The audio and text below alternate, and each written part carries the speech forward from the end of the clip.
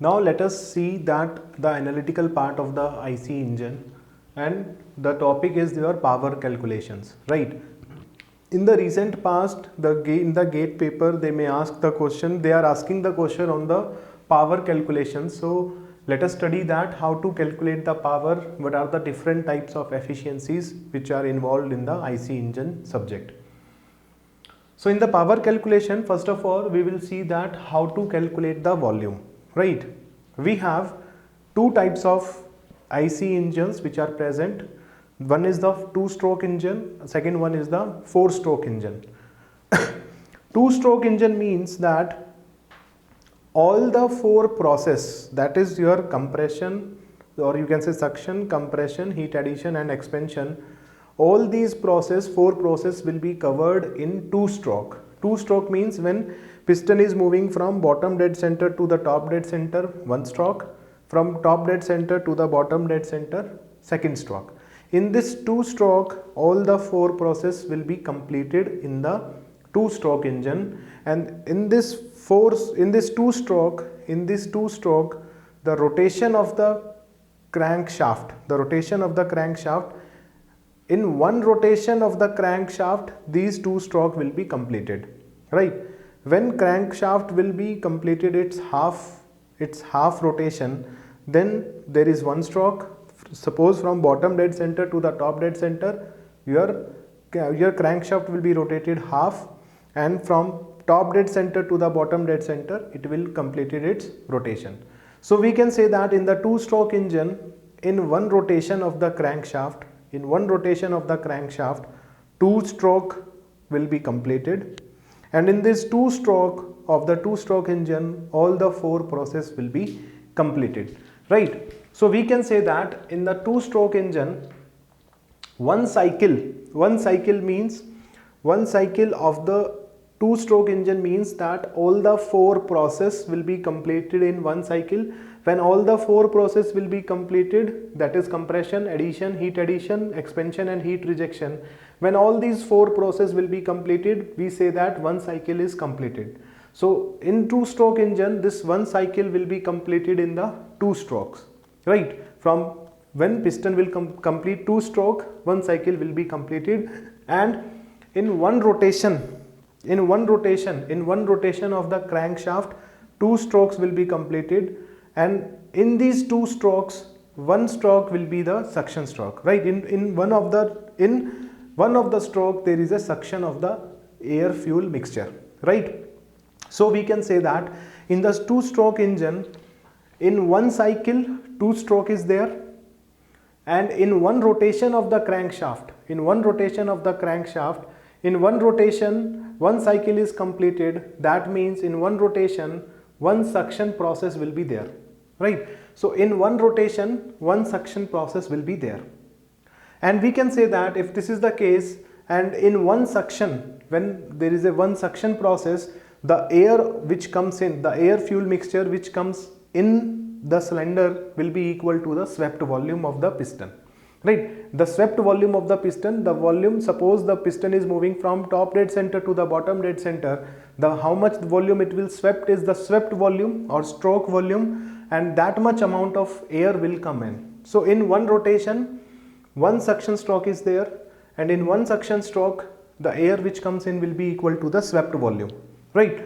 The volume of air which comes in will be the swept volume. So if there is n rotation of the cycle, if there is n rotation of the crankshaft, right, then volume of air which comes will be equal to n into swept volume.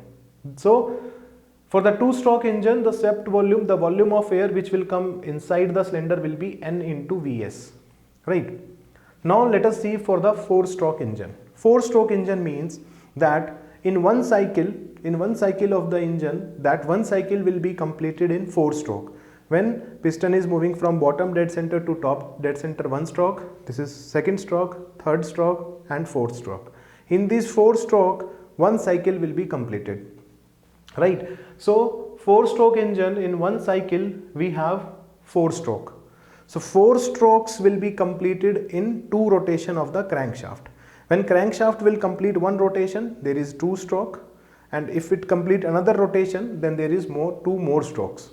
So 4 stroke means 2 rotation of the crankshaft. So in these two rotation of the crankshaft, one cycle will be completed, and in the one cycle, if one cycle is completed, then one suction process is completed. So I can say that in 2 rotation of the crankshaft, one suction process will be completed.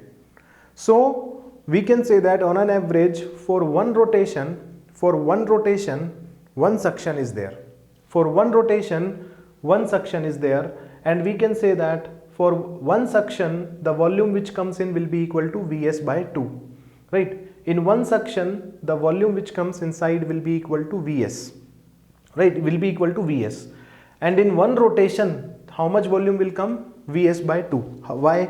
Because this volume Vs will be entered into the cycle for 2 rotations. For 2 rotation, this much volume will come for 2 rotation, because in 2 rotation, one suction stroke will be there. And in 2 rotation, 4 stroke is there, and out of these 4 stroke, one suction stroke is there. So this volume will come in 2 rotation. So in one rotation, how much volume will be there? Vs by 2 for one rotation of the crankshaft. So if there are n rotation of the crankshaft, then the volume in the 4 stroke which comes inside the cylinder is n into Vs by 2. N into Vs by 2. You have to remember these things. These are the basics, right? That in 2 rotation, one suction stroke. That means in one rotation, suction stroke will be half. So the volume entered will be half, Vs by 2. So for the n rotation, that will be n into Vs by 2. So this will be the calculation of the volume. So like this you can calculate how much the volume of the air will enter into the cycle or into the cylinder, you can say, right? Now let us say that we have to discuss the mechanical efficiency. What is the mechanical efficiency? For that, just see here, right? Some of the concepts I need to explain here. Suppose this is the cylinder. We have some air fuel mixture here. Some air fuel mixture is there, right? During the expansion stroke, you just pay attention. During the expansion stroke or during any stroke, there is a pressure exerted on this piston. Some pressure is exerted on this piston, right? During any stroke, because of the pressure inside the cylinder, some pressure is there on the piston. And when the piston is moving, this volume will be changing. The volume inside the cylinder is changing, right? So the PV diagram which we studied in the Otto cycle, dual cycle or diesel cycle, that PV diagram, the pressure volume diagram, the pressure and volume represented by the curves, right? That pressure is the pressure which is exerted on this piston, right? Suppose if this is the PV diagram of Otto cycle. Let us say this is the PV diagram for Otto cycle, right? PV diagram. So in this diagram, the pressure, suppose here the pressure is this one, here the pressure is this one, and so on. So this graph is drawn on the basis of the pressure and volume here in the system. The volume which is here in the cylinder, and pressure is this pressure is that pressure which is exerted on the piston, right? The area of this curve, this area is, we told, this is work done. This is net work which you get. This is the net work which you get. But in actual condition, this is the work which is given to the piston, right? During one cycle, this piston will get this much amount of work. Suppose this is 100 units. So this 100 units of work will be given to the piston, right? Now if this is a piston, this is your piston rod, and this is here we have crankshaft. this piston will transmit the power will be transmitted from here to here through this piston rod, and in this crankshaft the power is transmitted, right? From here the power will be transmitted to the crankshaft, and the power which is transmitted to the crankshaft, so this crankshaft will transmit the power to the axle, to the tire, and the car will run, right? This is the way, this is how the power will flow. So from the piston this power will has to come here to the crankshaft, right? Here we have crankshaft. So because of this arrangement, some friction is there between them, between these moving parts, some friction is there, and because of that friction some other losses are there. There are some mechanical losses occur in these moving parts because of the friction. So the power which come to the crankshaft, that is obvious that the power which is come to the crankshaft will be less than the 100, will be less than 100, because the 100 unit, this 100 unit of work is available to this piston, but we are interested in that how much work it will give to the crankshaft, because our output is the crankshaft output. Our aim is that the power, our requirement is the power at the crankshaft, not at the piston, because the power which is available at the crankshaft, that can be used to run the vehicle, right? So our output is this one. So because of these losses, the power which we get, the net power which we get is less than the power available to this piston. Suppose this piston has the power of 100 units. So here let us say 80 units of power will be reached. 80 units of power is there. 80 units of power, right? Because of the some friction losses is there. So here some 80 units of the power will reach out of the 100. So this efficiency, that is the output which you get divided by the input to the piston, is known as mechanical efficiency. That is known as mechanical efficiency, right? The input to the piston is 100, the output from the crankshaft is 80, the output from this cycle is 80. So this output divided by the input to the piston is known as mechanical efficiency. That is known as mechanical efficiency. And this PV diagram is known as indicator diagram. This is known as indicator diagram. So the work which you get, till now we calculated this work only, we are not calculated brake power, brake work done, we are not calculated the work which you get, which you already sold, that is the heat added minus heat rejection, is the net work output which you have. That work is this area, that work is this area, and this area, this is known as indicator diagram. So this is this power, this work which you get is known as indicator work done. So input to the piston, how much input is there to the piston, the cycle is giving, this cycle is giving how much input to the piston is your indicated work done. It is known as indicated work done, right? Because this is known as indicator diagram, so this work done is indicated work done. This is the work which this piston have, this is the power which is available with the piston, right?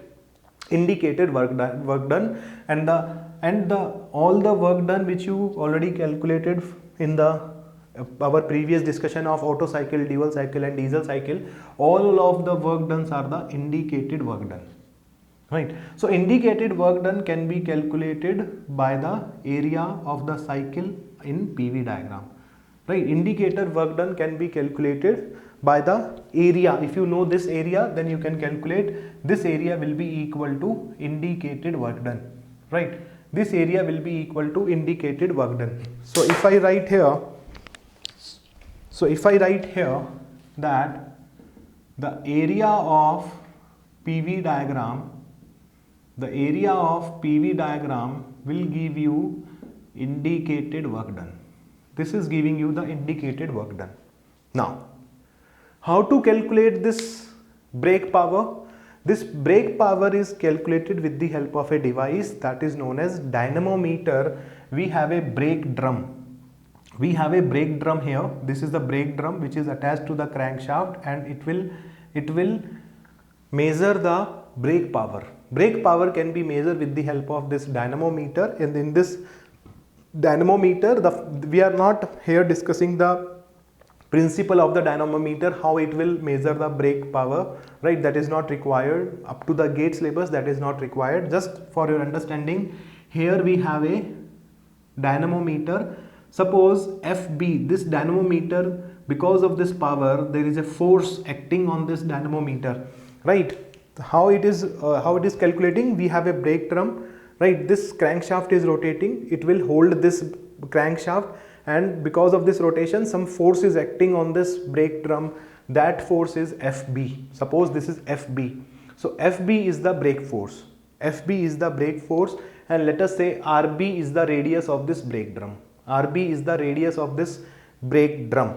So we can say that output from the piston is the energy available at the crankshaft, right? The output which we get, which we want, is the energy available at the crankshaft. We are more concerned about this power which is available here, not here. Here is the power which is available because of this process, because of this cycle, but our output, our concern is this power. Our concern is the power which is available at the crankshaft, right? So this is the output which we get, and this output is known as brake work done.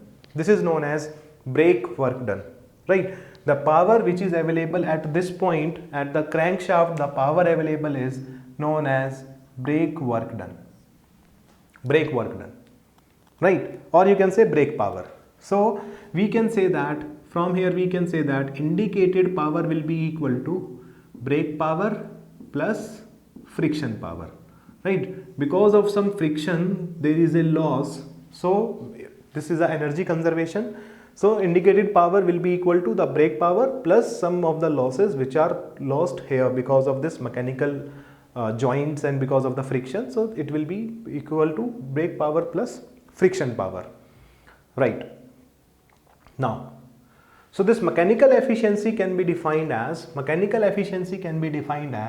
brake work done upon indicated work done. Mechanical efficiency can be defined as brake work done upon indicated work done, right?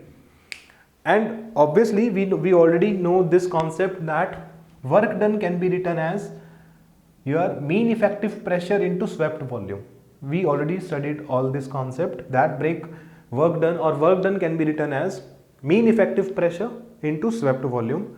So brake work done can be written as brake mean effective pressure into swept volume. Swept volume will be same for the brake power or indicated power because the swept volume which this piston will sweep is same. So indicated work done will be written as indicated mean effective pressure into swept volume.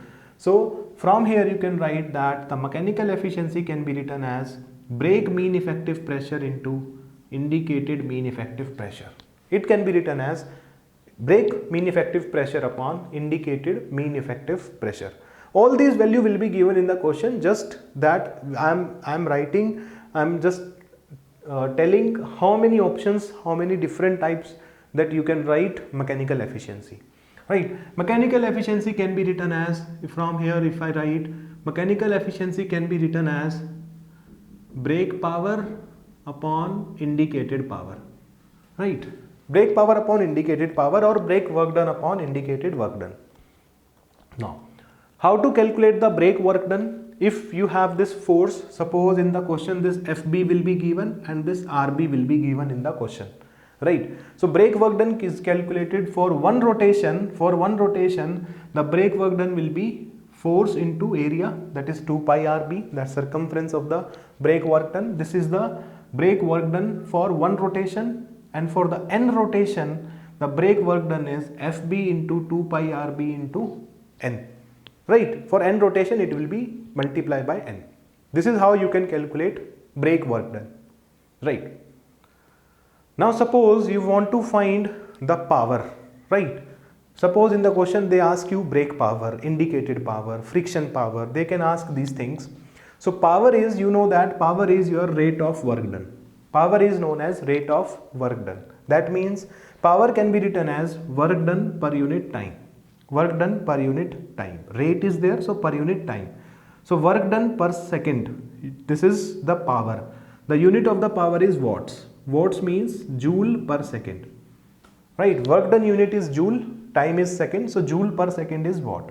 Right? So that means brake power is brake work done per second. Indicated power is indicated work done per second. In 1 second, how much indicated work done, how much indicated power you will get, that is indicated work done per second. In the question, this value of this n, what is this n? N is the rotation. N is the rotation. This n will be given in, the value of the n which is given will be RPM. That is rotation per minute. In most of the question, in each and every question, the value of n will be given in minutes, right? RPM, that is rotation per minute.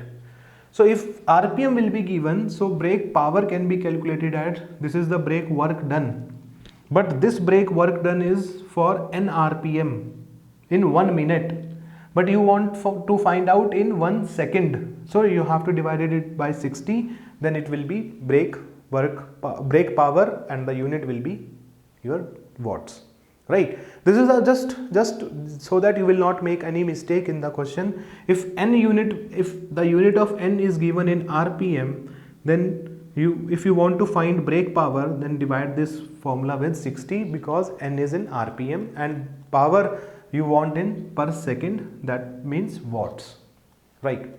So this is the way you can calculate brake power, and similarly you can calculate indicated power, and from that formula you can calculate mechanical efficiencies, right? Now heat added. Now after the power, let us see that how much heat is added. Heat added, first of all let us discuss about the term that is calorific value. What is the meaning of calorific value? Calorific value is the heat available when you burn 1 kg of fuel. When you burn 1 kg of petrol, how much heat available from that burning of 1 kg of fuel, that is known as calorific value. That is known as calorific value. So heat added per kg of fuel is calorific value, right? You have two types of calorific value, low calorific value and high calorific value. That is not important up to this level. So the heat added per kg of fuel is the calorific value of the fuel, right? Heat added per kg of fuel is the calorific value of the fuel. Suppose the fuel which is entered in the system, the fuel which is entered in the engine is the mass, the rate of fuel which is entered is, let us say, m dot f. M dot f is mass of fuel added or mass of fuel burnt per second. In 1 second, suppose rate is there that the fuel is entering at the rate of m dot f. M dot f is the mass of fuel or rate of mass of the fuel, right? The unit of m dot f is kg per second. So if you want to find out heat added per second, that means joule per second, that means in watts. If you want to find out how much heat is added per second, so heat added per second is how much heat is added per kg and how much fuel is added per second, right? So calorific value into mass flow rate of fuel. This is the mass flow rate of fuel. So you obviously know that you want heat added per second, so that will be equal to heat added per kg of fuel into how much kg of fuel will be entered per second. Then you will get the unit of the heat added per second in watts, right? If this calorific value will be in joule, then it will be in watts. If this is in kilojoule, then it will be in kilowatts, right? These are the units you know. So this is how you can calculate heat added. The calorific value will be given, mass flow rate of fuel will be given, and you can calculate heat added. Then we have to discuss what about the thermal efficiency. Thermal efficiency. The efficiencies which we discussed till now in the Otto cycle, dual cycle or diesel cycle, that efficiency is the thermal efficiency. That efficiency is the thermal efficiency, that is work done upon heat added. Thermal efficiency is work done upon heat input. So because we have two types of work done, one is the brake work done, another one is the indicated work done. So there are two types of thermal efficiencies, that is brake thermal efficiency and indicated thermal efficiency. So simply brake thermal efficiency can be written as brake work done upon heat added, and indicated thermal efficiency can be written as indicated work done upon heat added, right?